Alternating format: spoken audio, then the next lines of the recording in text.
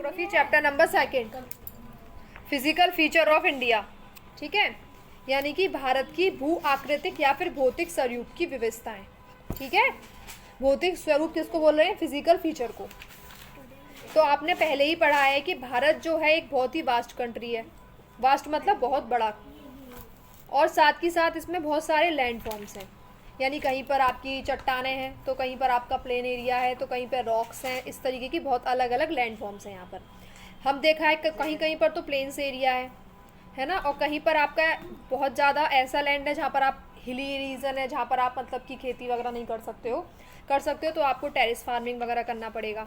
बहुत बड़ा बड़ा टेरेन है, कहीं पे माउंटेन्स बने हुए हैं, पहाड़ बने हुए हैं, कहीं घाटियाँ यानी कि वैलीज़ बनी हुई हैं। तो हमारा जो भारत है वो बहुत सारे फिजिकल फीचर से मिल करके बना हुआ है, और साथ ही साथ अर्थ पर बहुत सारे फिजिकल फीचर्स हैं, जैसे कि माउंटेन यानी कि आपके पर्वत, प्लेन्स जो मैदान हैं, है ना, और आपके डेजर्ट यानी कि आपके मरुस्थल, प्लेट्यूज या के पठार, और आइलैंड यानी कि आपके द्वीप। ठीक है,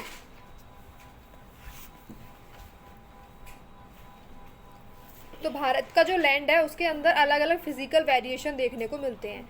अगर हम ज्योग्राफी के रूप से बात करें, भूगोल के रूप से बात करें, तो जो भारत का दक्षिण भारत है, जो आपका पेनिनसुलर प्लेट्यू है, ठीक है ना, पेनिनसुलर प्लेट्यू यानी कि प्रायद्वीप का जो पठार है उसके अंदर पुराना जो लैंड मास था वो है ना, यानी कि अभी जो न्यूली फॉर्म लैंड मास नहीं है बल्कि पुराना गोंडवाना लैंड का जो लैंड मास है वो उसका पार्ट है। तो ये जो है काफ़ी स्टेबल लैंड ब्लॉक्स हैं। और जो आपका हिमालय और जो नॉर्दर्न प्लेन्स हैं आपके, वो अभी आपके रिसेंट लैंड फॉर्म्स हैं, यानी कि आपका पेनिनसुलर यानी कि प्रायद्वीपीय पठार आपका पुराना है, ठीक है, एंशियंट है, और आपके जो हिमालय और नॉर्दर्न प्लेन है वो आपका नया है, यानी कि रिसेंट लैंड फॉर्म है। तो अगर जियोलॉजी के पॉइंट ऑफ व्यू से देखें तो जो आपका हिमालयन माउंटेन है बहुत ही अनस्टेबल जोन है, यानी कि अस्थायी, ठीक है, और जो आपका पेनिनसुलर प्लेट्यू है वो आपका स्थायी जोन है। ठीक है, तो पूरा का पूरा जो हिमालयन माउंटेन सिस्टम है उसे हम यूथफुल टोपोग्राफी कहते हैं, क्योंकि अभी अभी नया नया बना है। अभी अभी का मतलब ऐसा नहीं कल ही बना है, यानी कि अगर औरों के मुताबिक देखा जाए तो उनके मुताबिक अभी न्यूली फॉर्म्ड हुआ है। माउंटेन्स के अंदर आप क्या देखते हो? माउंटेन्स के अंदर आपके बहुत सारी हाई पीक्स होती हैं, चोटियाँ होती हैं, डीप वैलीज होती हैं, फास्ट फ्लो करने वाली रिवर्स होती हैं, है ना। नॉर्दर्न प्लेन जो होता है, यानी कि जो आपका उत्तर भारत के मैदान है, वो इसी मिट्टी यानी कि जो नदियों के द्वारा लाए गए मिट्टी के अवशेष हैं उन्हीं से ही बना हुआ, एलुवियल प्लेन से ही बना हुआ है। और प्रायद्वीपीय पठार जो है उसमें आपकी इग्नियस रॉक भी आती हैं और आपकी मेटामॉर्फिक रॉक्स भी आती हैं, है ना, इग्नियस रॉक और मेटामॉर्फिक रॉक। उसके बाद आगे देखो मेजर फिजियोग्राफिक डिवीजन्स कौन कौन से हैं। तो बहुत सारे भारत के फिजिकल फीचर्स जो डिवाइडेड हैं उनमें पहला फीचर आपका क्या है? आपका है हिमालयन माउंटेन, यानी कि हिमालय के पर्वत। दूसरा क्या है आपका? उत्तर भारत के मैदान, यानी कि नॉर्दर्न माउंटेन। तीसरा क्या है आपका? प्रायद्वीपीय पठार, ठीक है। चौथा क्या है आपका? भारत का मरुस्थल, ठीक है ना।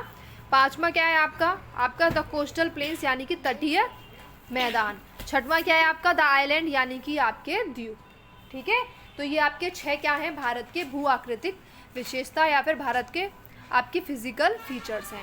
एक और बार देखो, इंग्लिश में देखेंगे तो हिमालयन माउंटेन, नॉर्दर्न प्लेन्स, ठीक है, ऊपर से देखेंगे तो ऊपर आपका सबसे ऊपर हिमालयन होता है, उसके नीचे नॉर्दर्न प्लेन्स, उसके नीचे पेनिनसुलर प्लेट्यू, ठीक है। राजस्थान में आपका इंडियन डेजर्ट, आपके ईस्टर्न घाट और वेस्टर्न घाट के पास में कोस्टल प्लेन्स, और आपके लक्षद्वीप और अंडमान निकोबार की तरह आपके आइलैंड। सबसे पहले देखेंगे हिमालयन पर्वत श्रृंखला।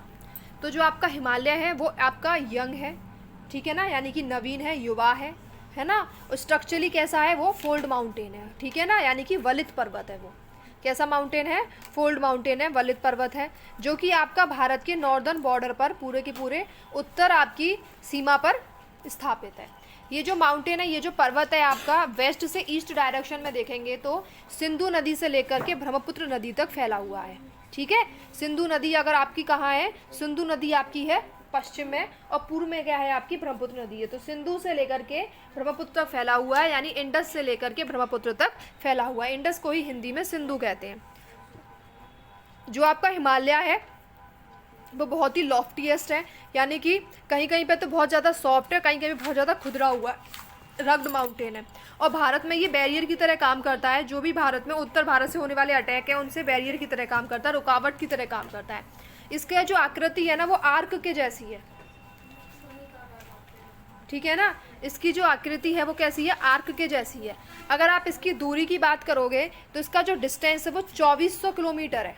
कितना है, 2400 किलोमीटर। और इसकी जो चौड़ाई है वो कितनी है, 400 किलोमीटर। कितनी है, 400 किलोमीटर। लेकिन इसकी चौड़ाई अगर आप देखोगे कश्मीर के अंदर 400 किलोमीटर है और अरुणाचल प्रदेश के अंदर 150 किलोमीटर है। यानी कि ये पश्चिम से पूर्व की तरफ जाते समय क्या हो रहा है, ये कम होती जा रही है इसकी चौड़ाई। यानी कि जहाँ कश्मीर में इसकी चौड़ाई 400 किलोमीटर है, वहीं इसकी चौड़ाई जो है वो अरुणाचल प्रदेश में जाकर के केवल और केवल कितनी रह जाती है, 150 किलोमीटर रह जाती है। टोटल लेंथ कितनी है, इसकी लंबाई कितनी है, 2400 किलोमीटर। ठीक है।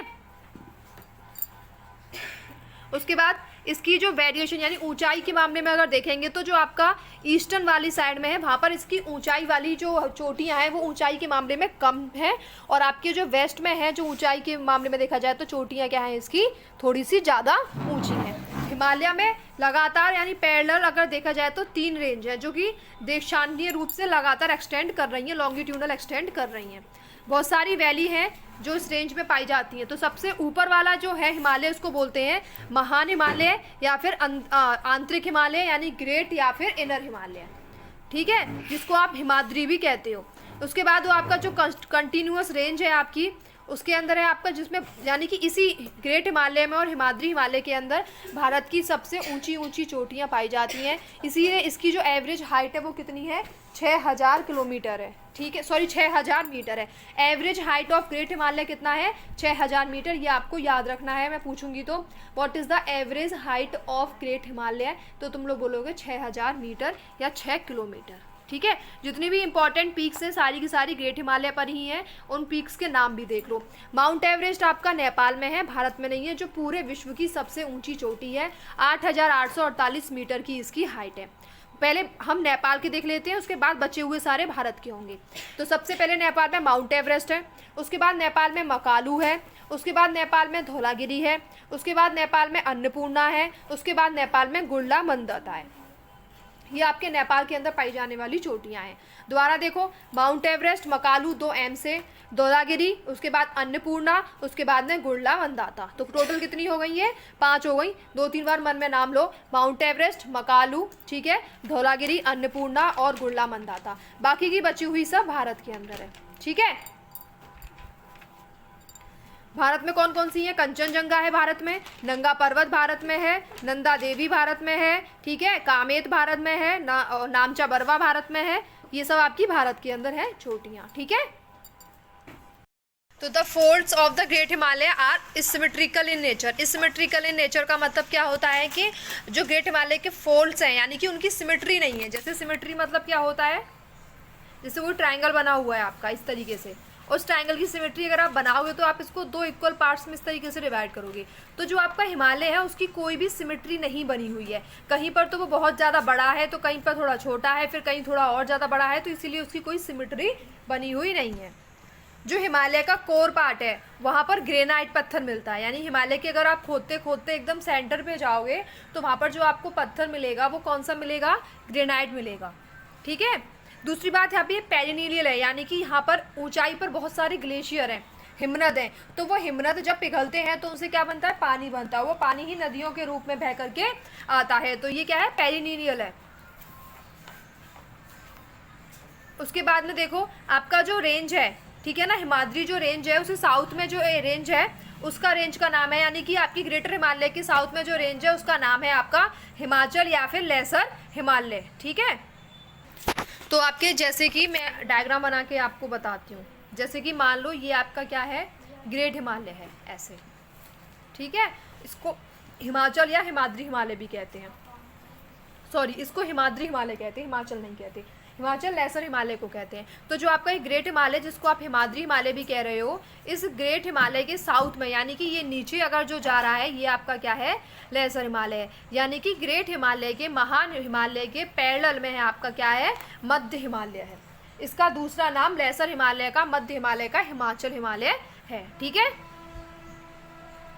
जैसे मैंने बताया था ग्रेट हिमालय की एवरेज हाइट 600 मीटर थी, ठीक है ना। और तो ऐसे ही आप देखना है कि आपका जो एल्टीट्यूड वेरिएशन है, इसकी जो हाइट है आपकी लेसर हिमालय की यानी हिमाचल हिमालय की कितनी है, 3700 मीटर से लेकर के 4500 मीटर के बीच में आपकी क्या मिलेगी, एवरेज हाइट यहाँ की मिलेगी। और विड्थ की अगर बात करेंगे तो मैंने आपको ग्रेट हिमालय की विड्थ की बताई थी, ठीक है, 150 किलोमीटर तक रहता है। और इसकी जो विड्थ है वो आपकी केवल कितनी है, 50 किलोमीटर की आपकी इसकी विड्थ है। इस हिमालय को अलग अलग जगह पे अलग अलग नाम से जानते हैं, जैसे कि इस हिमालय को जम्मू कश्मीर में पीर पंजाल हिमालय कहते हैं। और पीर पंजाल हिमालय जो है इस लेसर हिमालय का सबसे लॉन्गेस्ट पार्ट है, ठीक है। तो आप किसकी एवरेज हाइट याद रखना 3700 से 4500 मीटर, और आपके विड्थ याद रखना 50 किलोमीटर। और पीर पंजाल इसका अनदर नेम है जम्मू कश्मीर में, जो कि लॉन्गेस्ट रेंज है इसकी। धौलाधर कैसे कहते हैं इसको, उत्तराखंड के अंदर, ठीक है। उसके बाद महाभारत कहते हैं इसको नेपाल के अंदर, ठीक है। तो ये सारे इसके नाम है जो अलग अलग जगह पर हैं। फेमस वैली है कश्मीर की, वो इसी के अंदर है। कांगड़ा वैली भी लेसर हिमालय की, जो भी आपकी इंपॉर्टेंट वैलीज है वो आपकी लेसर हिमालय में है, और इंपॉर्टेंट पीक्स आपकी ग्रेट हिमालय में है। तो आपकी कांगड़ा वैली है, कुल्लू वैली जो कि हिमाचल प्रदेश में है। कांगड़ा और कुल्लू दोनों ही वैली आपकी कहाँ है, हिमाचल प्रदेश के अंदर है। और इसी वजह से यहाँ पर बहुत सारे हिल स्टेशन यानी पहाड़ों पर जो रहने का अगर आप बना देते हो कोई तरीका जहाँ पे पहाड़ों पे आप रहना शुरू कर देते हो, उसे बोलते हैं हिल स्टेशन। तो यहाँ पे बहुत सारे हिल स्टेशन भी हैं, कांगड़ा कुल्लू जैसी इंपॉर्टेंट वैलीज भी हैं। मसूरी, नैनीताल, रानीखेत, ये सब आपके एटलस में है, आपको ये लोकेट करके देखनी है। ऐसे ही मैंने बताया सबसे ऊपर ग्रेट हिमालय, उसके नीचे लेसर हिमालय, और उससे भी नीचे शिवालिक हिमालय। आप अपने डायग्राम में देख सकते हो। डायग्राम में सबसे ऊपर आपको दिख रहा है ट्रांस हिमालय। ट्रांस हिमालय में आपका सबसे ऊपर है काकाकोरम रेंज, लद्दाख और जास्कर, ये तीनों ही आपके किसके पार्ट है, ट्रांस हिमालय के पार्ट है। उसके नीचे आपका ग्रेट हिमालय है, ठीक है, जो आपका यहाँ तक दिखाई दे रहा है अरुणाचल प्रदेश के नामचा बरवा तक, यानी नंगा पर्वत से शुरू होकर नामचा बरवा तक। उसके नीचे आपका क्या है, लेसर हिमालय यानी कि मध्य हिमालय। मध्य हिमालय भी आपका जम्मू कश्मीर से शुरू होकर अरुणाचल प्रदेश तक जा रहा है, लेकिन ये टूटा फूटा है। यहाँ इसे पीर पंजाल कहते हैं, धौलाधर कहते हैं, मसूरी कहते हैं, ठीक है। उसके बाद महाभारत कहते हैं, ब्लैक माउंटेन कहते हैं भूटान में लेसर हिमालय। उससे भी नीचे जो सबसे नीचे है वो है आपका शिवालिक हिमालय, ठीक है ना। शिवालिक हिमालय भी आपका कहाँ तक जा रहा है, आपका अरुणाचल प्रदेश तक जा रहा है, ठीक है। इंपॉर्टेंट पीक जो मैंने आपको बताई थी कुछ इसमें दिखाई दे रही है, जैसे ये नंदा देवी दिखाई दे रही होगी, धौलागिरी, अन्नपूर्णा, मकालू जो आपके हिमाचल नेपाल के अंदर है। तो नेपाल में कौन कौन सी थी, धौलागिरी थी, अन्नपूर्णा थी, ठीक है। धौलागिरी आपकी नेपाल के अंदर थी, अन्नपूर्णा आपकी नेपाल के अंदर थी, मकालू आपकी नेपाल के अंदर थी, माउंट एवरेस्ट थी, है ना। कंचनजंगा सिक्किम के अंदर थी। उसके बाद नामचा बरवा दिख रहा होगा, नंदा देवी दिख रहा होगा, कामेत दिख रहा होगा नंदा देवी के साथ, ठीक है। तो ये आपके डायग्राम के माध्यम से बताया गया। तो अब शिवालिक हिमालय देखना है। अगर शिवालिक हिमालय की अगर आप विड्थ की बात करोगे तो शिवालिक हिमालय की जो विड्थ है उसकी 10 से 50 किलोमीटर। लेसर की कितनी थी, 50 किलोमीटर, और शिवालिक की 10 से 50 किलोमीटर है। एल्टीट्यूड जो है आपका ग्रेटर हिमालय का यानी कि हाइट 6000 थी, आपके लेसर की कितनी थी 3700 से 4500, और आपके इसकी कितनी है 900 से 1100 मीटर हाइट है ना। इसमें बहुत सारे अनकंसोलिडेटेड सेडिमेंट्स हैं, और यहाँ पे जो रिवर्स हैं जो आपकी हिमालय रेंज से निकल करके आती हैं वो यहाँ पे थोड़ी देर के लिए ठहर जाती है, तो वो अपने सेडिमेंट्स को उस रेंज के अंदर जमा देती हैं ना। ग्रेवल्स और एलुवियम यहाँ पे बहुत ज़्यादा मिलते हैं। जो आपका लैंगिट्यूडनल वैली है, लैंगिट्यूडनल वैली जो है वो आपकी लेसर हिमालय और शिवालिक के बीच में है। तो लेसर हिमालय और शिवालिक के बीच में जो आपकी घाटियाँ पाई गई हैं उनको क्या बोला गया है, दून्स बोला गया है ना। तो लेसर हिमालय और शिवालिक के बीच में जो घाटियाँ हैं उनको दून्स बोला गया है। और लेसर हिमालय में मैंने आपको बताया था कुल्लू, कांगड़ा जैसी इंपॉर्टेंट वैलीज पाई गई थी। तो इसी दून से निकल के आता है आपका, यानी कि आपका देहरादून कहाँ पर लोकेटेड है, शिवालिक हिमालय और लेसर हिमालय के बीच में लोकेटेड है। देहरादून, कोटली दून, पाटली दून, ये सारे के सारे जिनके पीछे दून लगा हुआ है, कोटली दून, पाटली दून और देहरादून, सबके सब आपके लेसर हिमालय और शिवालिक हिमालय के बीच में है, ठीक है। कोटली दून, देहरादून, पाटली दून, तीनों दून को याद रखना। इसके अलावा हिमालय जो है वो आपके ईस्ट से वेस्ट या फिर वेस्ट से ईस्ट भी डिवाइडेड है, लेकिन इसको डिवाइड करने के पीछे नदियों हैं, नदियों ने इसको डिमार्केट किया है। अगर आप देखोगे तो जो हिमालय है आपका, अगर इंडस नदी और सतलज नदी के बीच में देखोगे, ठीक है, यानी कि आपका ये देखो, जैसे ये आपका जम्मू कश्मीर है, तो यहाँ पर कहीं आपकी इंडस नदी बह रही है ऐसे, और यहाँ नीचे शिवालिक सतलज बह रही है। तो इंडस नदी और सतलज के बीच में जो आपका हिमालय है उस हिमालय को क्या बोलते हैं, कश्मीर हिमालय या फिर पंजाब हिमालय, क्या बोलते हैं हम इसको, पंजाब हिमालय या फिर कश्मीर हिमालय नदियों के द्वारा डिमार्केट किया गया है, बाउंड्रीज सेट की गई हैं।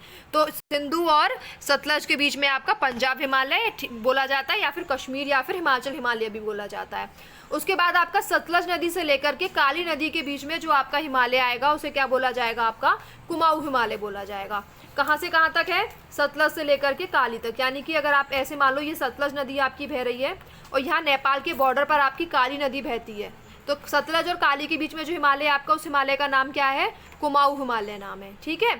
उसके बाद अगर आप देखोगे आगे तो काली नदी और तीस्ता नदी के बीच में, काली नदी आपकी हिमालय, मैंने बताया कि आपको कि नेपाल के पास में ऐसे ये काली नदी है, और तीस्ता आपकी इधर है सिक्किम के पास में, तो तीस्ता नदी इधर है। इसके बीच में जो हिमालय है आपका, उस हिमालय को क्या बोलते हैं आप, नेपाल हिमालय बोलते हैं। ठीक है। उसके बाद देखो तीस्ता के बाद तीस्ता नदी और दिहांग नदी के बीच में जो हिमालय है वो आपका असम हिमालय है। तो नदियों के द्वारा डिमार्केट किए गए भी आपको हिमालय को वेस्ट से ईस्ट क्या करती हैं, डिवीजन करती हैं। ठीक है। जो ब्रह्मपुत्र नदी है ना, वो हिमालय के सबसे ईस्ट पार्ट में है। तो ब्रह्मपुत्र नदी आपके हिमालय की ईस्टर्न बाउंड्री बनाती है। ठीक है ना। दिहांग गॉर्ज, गॉर्ज मतलब क्या होता है बेटा, गॉर्ज मतलब होता है जहाँ से नदी एंटर कर रही होगी वहाँ पे थोड़ा सा क्या होगा, गड्ढा होगा, वो गॉर्ज बनाती है, दिहांग गॉर्ज। तो हिमालय क्या करता है, जैसे कि हिमालय हमारा ये इंडिया, तो हिमालय ऐसे जाने के बाद ऐसे करके मुड़ता है, तो यहाँ पर क्या है, बेंट होता है वो, है ना, क्या होता है, बेंट होता है। साउथ बोलते हैं, दक्षिण में क्या हो जाता है, वो मुड़ जाता है, बेंट हो जाता है, उसको क्या बोलते हैं, पूर्वांचल। तो यानी कि जो बेंट हुआ आपका हिमालय है ये इस तरीके से, तो इस हिमालय को, जो कि यहाँ पर आपका अरुणाचल प्रदेश है, फिर यहाँ पर आपका क्या है, नागालैंड है, मणिपुर है, मिजोरम है और त्रिपुरा है, यहाँ पे जो फैला हुआ हिमालय, इसलिए कोई अलग से नाम दे दिया गया है। क्या नाम है इसका, पूर्वांचल हिमालय या फिर ईस्टर्न हिल्स इसको बोला जाता है ना। नॉर्थ ईस्टर्न स्टेट में ये पूरी फैली हुई हैं। ज़्यादातर ये सेडिमेंट्री रॉक्स हैं। ठीक है। बहुत ज़्यादा घने जंगल पाए जाते हैं यहाँ पर, और पूर्वांचल हिल्स में भी छोटी छोटी हिल्स पाई जाती हैं, जैसे कि पटगई, नागा, मनी, मिजो, ये छोटी छोटी पहाड़ियाँ, इनको अलग से नाम दे दिया गया है। यहाँ पे मैप है, मैप के अंदर शो रखी हैं, देखो ये रही, ये छोटा छोटा ये ब्राउन कलर से जो हो रखा है ना, यही है यहाँ पे नागा, मणि, मिजो, पटकई है ना, ये गारो, खासी, जयंतियाँ, ये आपकी ईस्ट में छोटी छोटी क्या है, माउंटेन रेंजेस हैं। उसके बाद आपका प्लेन्स एरिया की बात आई, तो प्लेन जो होता है वो आपका 3 इंपॉर्टेंट रिवर्स हैं आपकी, जो नॉर्दर्न प्लेन को फॉर्म करने में मदद करती हैं। एक है आपकी इंडस, ठीक है, एक क्या है आपकी इंडस, दूसरी क्या है आपकी ये, दूसरी है आपकी गंगा। तो इंडस, गंगा और ब्रह्मपुत्र, ये 3 नदी और इनकी ट्रिब्यूटरी यानी इनमें मिलने वाली छोटी छोटी नदियाँ इनमें क्या करती हैं, इस नॉर्दर्न प्लेन को फॉर्म करने में मदद करती हैं। तो नदियों के द्वारा लाए गए डिपॉजिट के फॉर्म्ड होने की वजह से बनता है ये, इसी वजह से इसको एलुवियल सॉइल भी कहा जाता है। यानी नदियाँ जब ऊपर से बहकर आती है तो अपने साथ बहुत सारे सेडिमेंट्स लाती हैं और फिर नीचे आने के बाद उन सेडिमेंट्स को मिट्टी के अंदर जमा देती हैं, तो उन्हीं उसी से क्या बनती है, वो सॉइल जो बनती है उसके सेडिमेंट से एलुवियल सॉइल बोली जाती है। ये हिमालय के बिल्कुल एकदम नीचे फुटिल्स में है। ठीक है। इसको बनने में मिलियंस ऑफ ईयर लगे, यानी हिमालय के बाद मिलियंस ऑफ ईयर के बाद जाके ये बना है।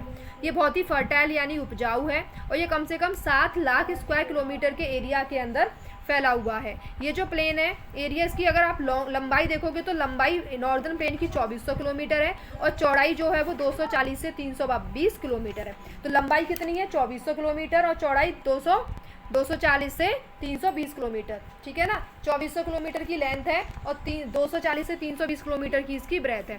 बहुत ज़्यादा पॉपुलेटेड है, खूब सारी पॉपुलेशन है यहाँ पर, क्योंकि मिट्टी अच्छी है तो फेवरेबल क्लाइमेटिक कंडीशन अच्छी है एग्रीकल्चर को करने के लिए। ठीक है।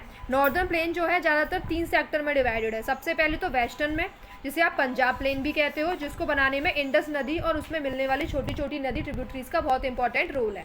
ठीक है ना। उसके बाद आपका कौन सा आता है ना, कौन कौन सी नदियां हैं जो फॉर्म करती हैं आपके पंजाब हिमालय में इंडस में मिलती हैं, तो झेलम है, चेनाब है, रावी है, व्यास है, सतलज है, जो इसमें मिल जाती हैं इंडस में, उसकी ट्रिब्यूटरी है। ठीक है ना। उसी वजह से, और यहाँ पे दोआब, 2 नदियों के बीच का जो क्षेत्र होता है उसको दोआब बोला जाता है। जैसे एक नदी यहाँ पर बह रही है, यहाँ पे बह रही है, तो उसके बीच वाला जो जोन है ना, इसको क्या बोलते हैं, हम दोआब बोलते हैं। ठीक है। ठीक है। तो 2 नदियों के बीच के क्षेत्र को क्या बोलते हैं, दोआब बोलते हैं। इसमें लिखा हुआ भी है। दो मतलब क्या होता है, 2, और आप मतलब क्या होता है, पानी। तो पंजाब क्या है, 5 नदियों का क्षेत्र है, तो इसलिए पंजाब है इसमें। पंज मतलब 5 और अब मतलब वाटर।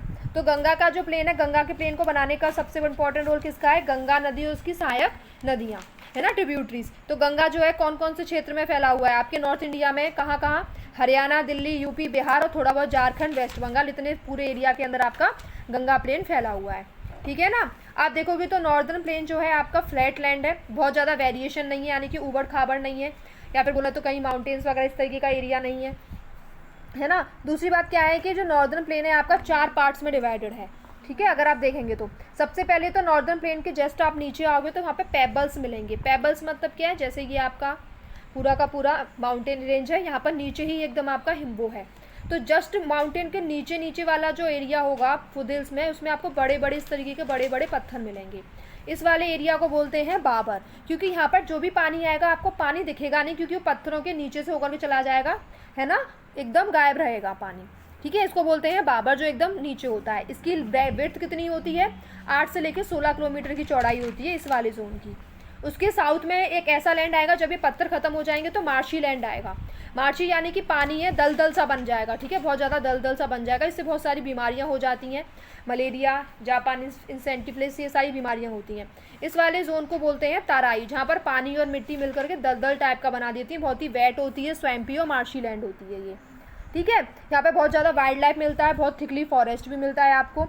इसी को काट काट के एग्रीकल्चर लैंड में कन्वर्ट कर देते हैं, है ना। तो जो लोग माइग्रेंट होके आए थे पाकिस्तान से, उन लोगों ने इसी एरिया को काट काट के अपना एग्रीकल्चर लैंड में कन्वर्ट कर दिया था।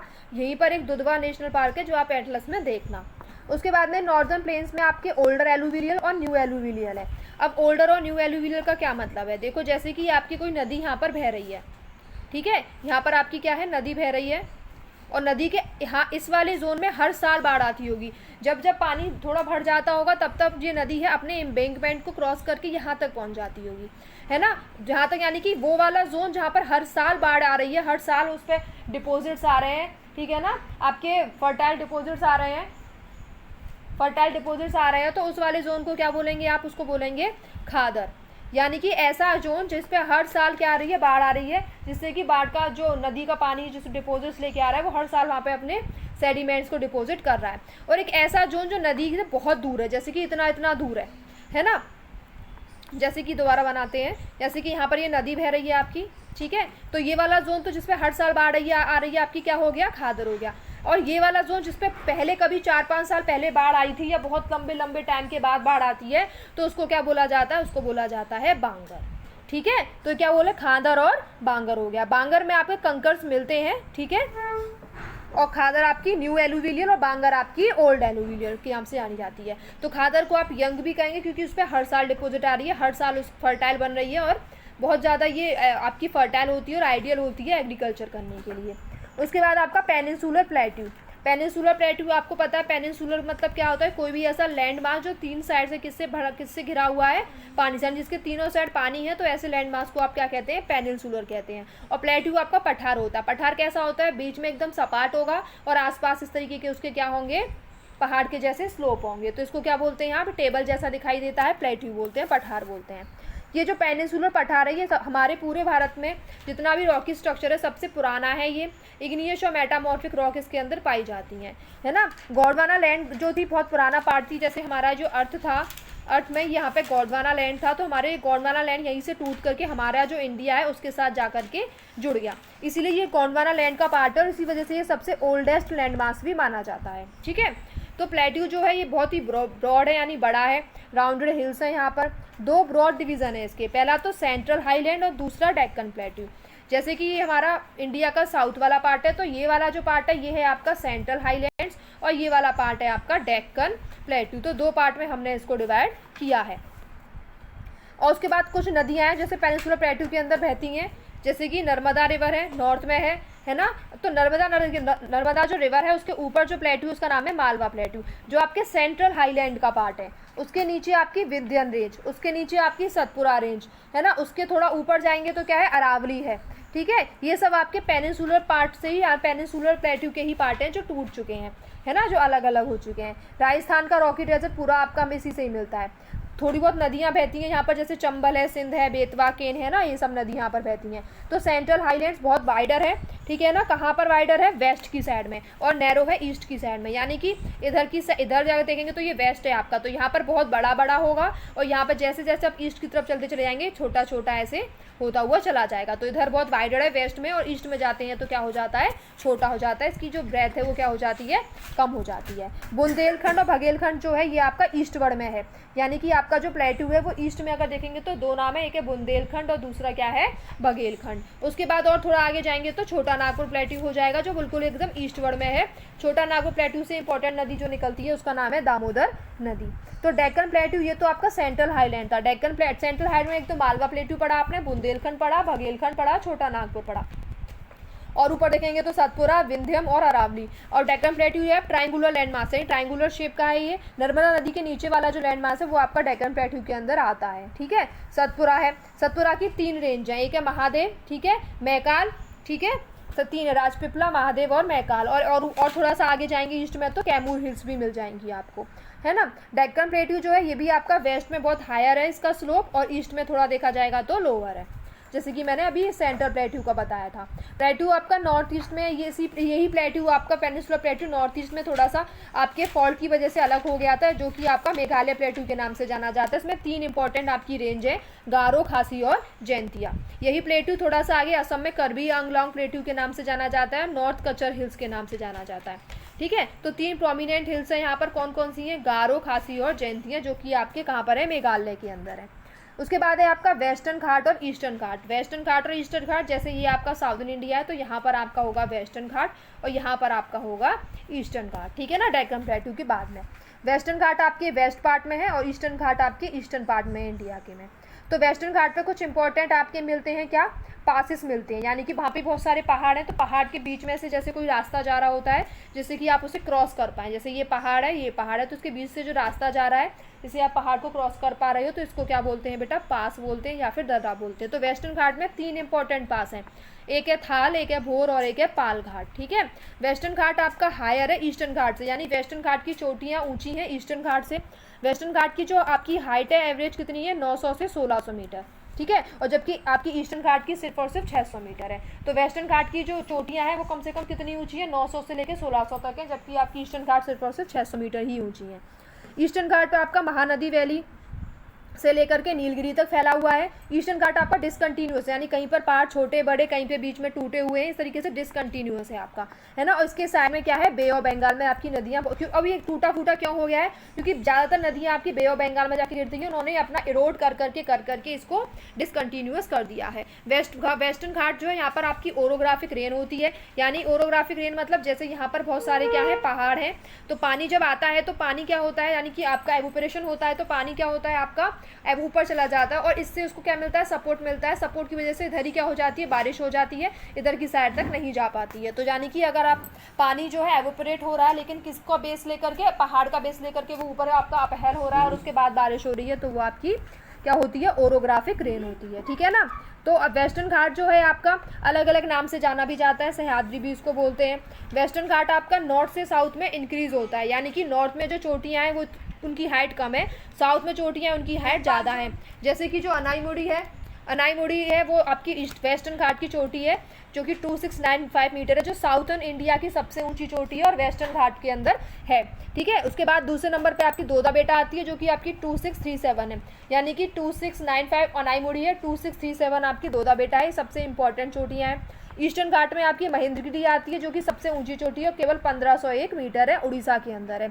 उसके बाद ईस्टर्न घाट में आपकी शैवरॉय, जावादी, ये सारी पहाड़ भी आते हैं, प्लेट्यूज भी आते हैं, पहाड़ आते हैं, ठीक है। एक हिल स्टेशन सबसे इंपॉर्टेंट है ईस्टर्न घाट के अंदर, उसका नाम है उदमंगदलम, ठीक है। और उसको हम, ये जो हिल स्टेशन है उदमंगलम का, इसको हम किस नाम से ज़्यादा जानते हैं? ओटी और कोडाईकनाल के नाम से जानते हैं। तो ये उदमंगदलम जो आपका हिल स्टेशन है, ये कौन से घाट पर है? आपका उदमंगदलम हिल स्टेशन आपका ईस्टर्न घाट पर है, और इसको आप ओटी और कोदाईकनाल के नाम से भी जानते हैं। कि आपको कोई पूछेगा तो क्या नाम है इसके? ओटी और कोदाईकनाल। तो ये ओटी और कोदाईकनाल किसके नाम है? हिल स्टेशन के नाम है, जो कि उदमंगदलम पर लोकेटेड है। एक डिस्टिंक्ट फीचर है पेनिनसुलर प्लेट्यू का, वो है ब्लैक सॉल। ब्लैक सॉल आपके डेक्कन ट्रैप के अंदर पाई जाती है ना। ये ब्लैक सॉल के फॉर्मेशन के पीछे रीज़न है वॉल्केनिक इरप्शन। तो वॉल्केनिक इरप्शन से जो भी मैटर निकलता है और फिर जब इरोड हो के वो नीचे गिरता है तो ब्लैक सॉल में कन्वर्ट हो जाता है। इस नदी को आप इग्निशियस रॉक भी कहते हैं। वॉल्केनिक ओरिजिन से मिलने वाली आपको जो नदी है, वॉल्केनिक ओरिजिन से जो भी आपको डिपोजिशन मिल रहा है और वो इरोड होकर जो बनाता है जिसको, उसी को ही बोलते हैं आप इग्नियस रॉक, है ना। तो वॉल्केनिक इरप्शन से बनने वाली रॉक इग्नियस रॉक होती है, ठीक है। और इसी रॉक के आपके इरोड होने की वजह से जो मिट्टी का फॉर्मेशन होता है वो आपकी ब्लैक सॉइल है, जो ना डाइल्यूट करता है इस सॉइल को। अरावली आपके वेस्ट में है एकदम, ठीक है। जिस तरीके से आप बना के दिखाऊं तो ये अगर आपका इंडिया है, इंडिया का ये जो वेस्ट वाला पार्ट है, यहाँ पे राजस्थान वाला पार्ट है, यहीं पर आपका क्या है अरावली रेंज है, जो गुजरात से लेकर के न्यू दिल्ली के रायसीना हिल्स तक फैली हुई है, ठीक है। उसके बाद है आपका इंडियन डेजर्ट। तो इंडियन डेजर्ट जो है आपका वेस्ट में है एकदम अरावली रेंज के, है ना। सैंडी प्लेन्स हैं, छोटे छोटे सैंड ड्यून्स यहाँ पर पाए जाते हैं। यहाँ पर जो बारिश है 150 mm से भी कम होती है पूरे साल के अंदर। यहाँ का क्लाइमेट बहुत एरिड है क्योंकि बारिश नहीं होती, वेजिटेशन यहाँ पर बहुत कम होता है, ठीक है ना। और यहाँ पे बहुत सारी जगह में जहाँ पे पानी बिल्कुल डिसअपियर है, लोगों को पानी नहीं मिलता है। क्रिसेंट शेप ड्यून्स मिलते हैं यहाँ पर। क्रिसेंट शेप ड्यून्स यानी कि मिट्टी जब इकट्ठा हो जाती है, इस तरीके से इकट्ठा हो जाती है तो क्रिसेंट शेप ड्यून्स से बन जाते हैं यहाँ पर बड़े बड़े एरिया में। लॉन्गिट्यूडनल ड्यून्स भी यहाँ पर बन जाते हैं, ठीक है ना। इंडो पाकिस्तान बाउंड्री पर जैसलमेर के साइड में बहुत सारे बर्ड चांस और हमें ड्यून्स वगैरह देखने को मिलते हैं। तो लास्ट क्या है आपका द कोस्टल प्लेन। तो कोस्टल प्लेन क्या है आपका, जो मैंने घाट्स आपको पढ़ाए थे वेस्टर्न घाट और ईस्टर्न घाट, तो ये वेस्टर्न घाट है, ये ईस्टर्न घाट है। तो वेस्टर्न घाट और अरेबियन सी के बीच में जो आपका एरिया है वो है कोस्टल प्लेन्स, ठीक है। तो ये है आपका ईस्टर्न प्लेन्स और ये है आपका वेस्ट कोस्टल प्लेन्स और ये है आपका ईस्ट कोस्टल प्लेन्स, यानी कि ईस्टर्न घाट और बे ऑफ बंगाल के बीच में ईस्ट कोस्टल प्लेन्स और आपका वेस्टर्न घाट और अरेबियन सी के बीच में वेस्ट कोस्टल प्लेन्स, ठीक है। ये दोनों अलग ही बहुत ही पतले पतले नैरो प्लेन्स हैं, है ना। अगर आप नॉर्दर्न पार्ट में देखोगे तो किसमें, वेस्टर्न प्लेन्स में तो सबसे ऊपर कोकन के नाम से जाना जाता है। मुंबई से लेके गोवा का जो आपका कोस्टल प्लेन है उसको आप किससे नाम से जानते हो, कोकन के नाम से। उसके नीचे आप गोवा से नीचे कन्नड़ के नाम से और सबसे नीचे आप मालाबार कोस्ट के नाम से जानते हो, ठीक है। उसके बाद अगर आप ईस्टर्न की बात करोगे तो ईस्टर्न का जो बे ऑफ बंगाल और ईस्टर्न घाट के बीच का जो जोन है, जो ईस्टर्न कोस्टल प्लेन कहलाता है, उसका सबसे ऊपर वाला पार्ट होता है किसके नाम से होता है, नॉर्थ सरकार के नाम से। और साउथ वाला किससे होता है, कोरोमंडल कोस्ट के नाम से। ये कौन कौन सी नदियाँ यहाँ पर बहती हैं, महानदी है, गोदावरी, कृष्णा, कावेरी, ये सारी यहाँ पे डेल्टा फॉर्मेशन करती हैं। और लेक चिलिका बहुत इंपॉर्टेंट है जो कि ईस्टर्न कोस्ट पर है, ठीक है ना। आइलैंड आपके दो इंपॉर्टेंट आइलैंड्स हैं, एक है आपका अंडमान निकोबार आइलैंड और दूसरा क्या है आपका लक्षद्वीप आइलैंड, ठीक है। तो लक्षद्वीप आइलैंड जो है आपका ये मालाबार कोस्ट जो आपका केरला के अंदर है, जैसे कि ये आपका साउदर्न पास्ट है, यहाँ पर आपका केरला है, तो केरला वाले कोस्ट को मालाबार कोस्ट बोलते हैं। यहाँ पर आपका क्या है, लक्षद्वीप आइलैंड है। ये जो आइलैंड है बहुत सारे छोटे छोटे कोरल आइलैंड से मिलकर के बना हुआ होता है। कोरल आपका क्या होता है, आपके समुद्र में पाए जाने वाले लिविंग जीव्स होते हैं ये, जो कि कलरफुल होते हैं, है ना। यहाँ ये पूरा का पूरा आपका लक्षद्वीप आइलैंड कोरल आइलैंड से मिलकर के ही बना है ना। इसको पहले लकाद्वीप और मिनिकॉय अमीन द्वीप के नाम से जाने जाते थे और 1973 में हमने इसका नाम क्या रख दिया, लक्षद्वीप रख दिया। यानी 1973 से पहले हम इसे लकाद्वीप, ठीक है, मिनिकॉय और अमनद्वीप के नाम, अमीन द्वीप के नाम से जानते थे। किस नाम से, लकाद्वीप, मिनिकॉय और अमीन द्वीप के नाम से जानते थे। 1973 में हमने इसका नाम बदल के क्या कर दिया, लक्षद्वीप रख दिया। इसका टोटल एरिया केवल 32 स्क्वायर किलोमीटर का है और उसकी जो कैपिटल है उसका नाम क्या है, कावारती है, ठीक है, जो कि लक्षद्वीप का एडमिनिस्ट्रेटिव हेडक्वार्टर है। यहाँ पे फ्लोरा और फौना भी पाए जाते हैं, बहुत ज़्यादा डाइवर्सिटी भी है। पिट्टी आइलैंड है यहाँ पर एक, जो कि एक बर्ड सेंचुरी भी है, लेकिन यहाँ पर कोई भी रहता नहीं है। तो पिट्टी आइलैंड आपका कहाँ पर है, लक्षद्वीप के अंदर है, इनहेबिटेड है, ठीक है ना, यानी अनइनहेबिटेड है, यहाँ पर कोई रहता नहीं। पिट्टी आइलैंड पर कहाँ है ये, एक बर्ड सेंचुरी भी है। ये कोरल पॉलिप्स के बारे में आपको बताइए, छोटे छोटे माइक्रोस्कोपिक ऑर्गेनिज्म होते हैं जो कॉलोनी बना करके एक साथ इकट्ठे रूप में रहते हैं, है ना। शैलो पानी में भी रहते हैं, मड फ्री वाटर में। ये कैसा पानी होना चाहिए, शैलो होना चाहिए, मड फ्री होना चाहिए और वार्म वाटर होना चाहिए, ठीक है। कैल्शियम कार्बोनेट ये आपस में, ये कैल्शियम कार्बोनेट सीक्रेट करते हैं, रिलीज करते हैं, ठीक है। और उससे इनकी ऊपर वाली लेयर यानी कि स्केलेटन टाइप की बन जाती है। मोस्टली 3 प्रकार के होते हैं, एक तो बैरियर रीफ होता है, एक फ्रिगिंग रीफ होता है और एक एटोल होता है। तो तीनों टाइप इसके याद रखना, कौन कौन से, बैरियर, फ्रिगिंग और अटोल। बैरियर, फ्रिगिंग और अटोल 2-3 बार नाम लोगे तो याद हो जाएगा, बैरियर, फ्रिगिंग और अटोल। सबसे बड़ा जो है आपका ग्रेट बैरियर रीफ ऑस्ट्रेलिया के अंदर सबसे बड़ा है आपका, और अटोल जो होता है आपका सर्कुलर शेप का होता है या फिर हॉर्सशू शेप का होता है, ठीक है। उसके बाद देखो आपका, उसके बाद है आपका क्या, बे ऑफ बंगाल की साइड में सबसे इंपॉर्टेंट आपका आइलैंड है जिसका नाम है अंडमान निकोबार आइलैंड। है ना, ये बहुत साइज में बड़े होते हैं और ये आपके लक्षद्वीप से ज़्यादा है। यहाँ पर ये दो ब्रॉड कैटेगरी में डिवाइडेड हैं, एक तो नॉर्थ में अंडमान और साउथ में क्या है, निकोबार। तो जो नॉर्थ वाला है उसका नाम क्या है, अंडमान, और साउथ वाला है उसका नाम क्या है, निकोबार। ठीक है, ये सबमेरिन माउंटेन्स हैं। ये जो आइलैंड के ग्रुप्स हैं बहुत इंपॉर्टेंट हैं। ठीक है, यहाँ पे बहुत ज़्यादा डाइवर्सिटी है, अलग अलग प्रकार के जानवर, अलग अलग प्रकार के प्लांट्स यहाँ पर हैं, है ना। और दूसरी बात, ये इक्वेटर इससे पास होकर के जाता है। डिफरेंट फिजियोग्राफिक यूनिट्स हैं हमने देखी है अलग अलग रीजन्स के अंदर, हमारी कंट्री के अंदर। नेचुरल रिसोर्स हमने नॉर्दर्न प्लेन्स हमने देखा, ग्रेनरीज हमने देखी। उसके बाद में हमारे आइलैंड ग्रुप्स थे जो अलग अलग साइड में हमने पोर्ट सिटी थी। तो ये सब हमारी फिजिकल फीचर्स ऑफ इंडिया को क्या करता है, शो करता है। ठीक है, इसकी एक्सरसाइजेस कर लेना, जो भी दिक्कत हो टाइप कर देना।